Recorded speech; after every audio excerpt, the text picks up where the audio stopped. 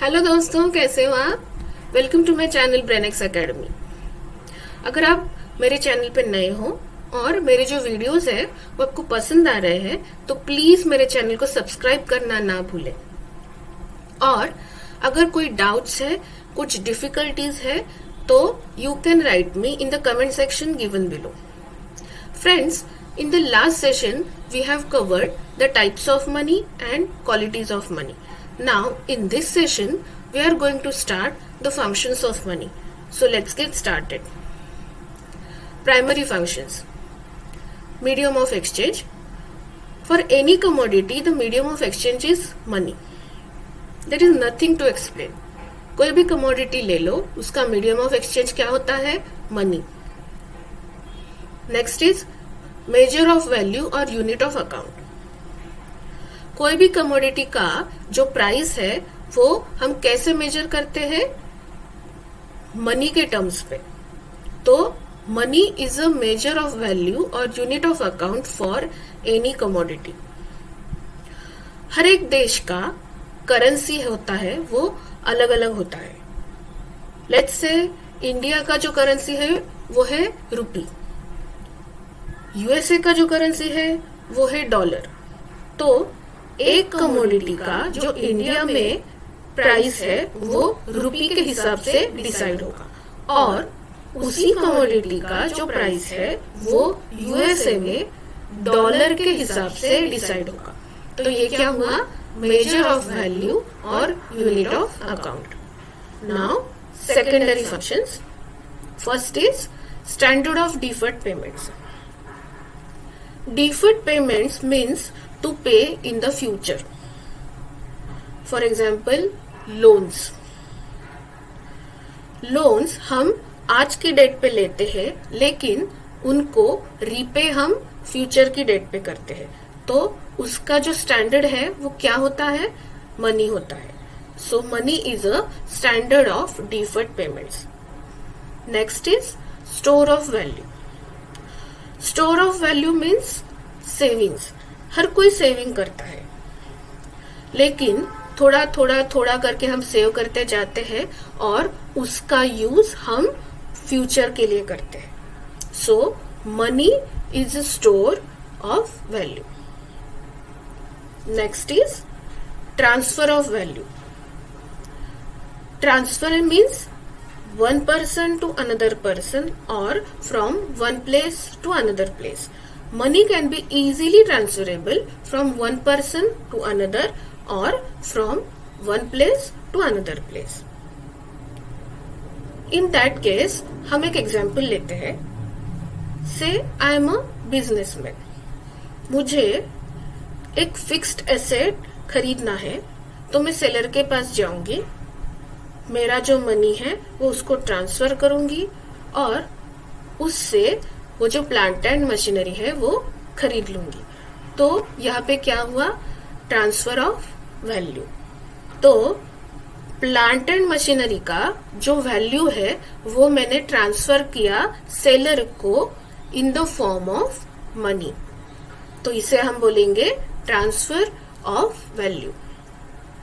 Now we will see the contingent functions. Contingent functions में first है measurement of national income. कोई भी country का नेशनल इनकम ले लो तो वो कौन से टर्म्स में हम मेजर करते हैं? In the terms of money. तो ये हुआ measurement of national income. Now next is basis of credit. Commercial banks हमको क्रेडिट फैसिलिटीज देती है। On which basis? On the basis of money. हम क्या करते हैं? कमर्शियल बैंक्स में हमारे डिपॉजिट्स रखते हैं और उसके बेसिस पे कमर्शियल बैंक्स हमको क्रेडिट फैसिलिटीज प्रोवाइड करती है। लेकिन उसका बेसिस कौन सा रहता है? Money. So money is a basis of credit.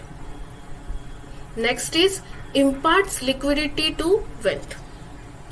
Money is the most liquid asset. अभी एग्जाम्पल के हिसाब से आप ले लो तो मुझे गोल्ड खरीदना है तो मैं क्या करूंगी? शॉप में जाऊंगी, गोल्ड खरीद लूंगी, लेकिन उसका मीडियम क्या होगा? मेरा मनी। ठीक है, मैंने गोल्ड खरीद लिया, लेकिन अभी मुझे गोल्ड नहीं चाहिए, मुझे चाहिए गवर्नमेंट बॉन्ड्स, गवर्नमेंट सिक्योरिटीज। तो इन दैट केस मैं क्या करूंगी? मेरे पास जो गोल्ड है वो बेच डालूंगी। I will sell my gold and I will purchase that government securities और गवर्नमेंट बॉन्ड्स। तो यहाँ पे ये जो सारे ट्रांजैक्शन हो गए, यहाँ पे मेरा मीडियम क्या रहा? Money. So it is imparts liquidity to wealth. Next है estimation of macroeconomic variables. Last के लेसन में हमने मैक्रो इकोनॉमिक्स का कॉन्सेप्ट देखा था। What is macro economics?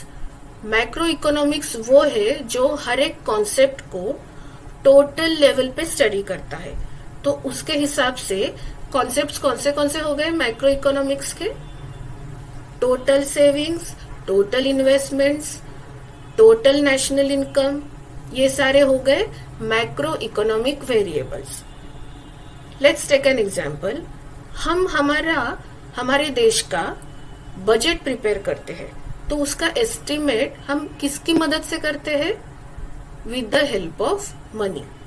So estimation of macro economic variables, these are the very important functions of money.